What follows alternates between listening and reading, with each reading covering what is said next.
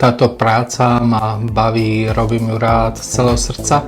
Ako malý chlapec som písal scenáre, vytvárať nejaký dej, ktorý môžem sám ovplyvniť. Neskôr som chcel ísť na réžiu. Asi pred 2 rokmi sme spolu s mojou ex-priateľkou rozbehli profil, kde sme ochutnávali jedla a ma to tak zaujalo a vrátilo vlastne spomienky do detstva a je to podľa mňa výborná vec, lebo vy si viete povedať svoj názor, svoju myšlienku. Môžete veľa ľuďom pomôcť v živote, veľa ľudí naučiť niektoré veci, ktoré vy ovládate lepšie ako oni. Samozrejme zamestnanie mám a tento profil ako jeden aj druhý robím ako moje hobby, potešenie, beriem to ako investíciu do budúcna. Chcem, aby tie profily boli silné a aby vznikla tam komunita ľudí, ktorá bude mať z toho nejaký prínos.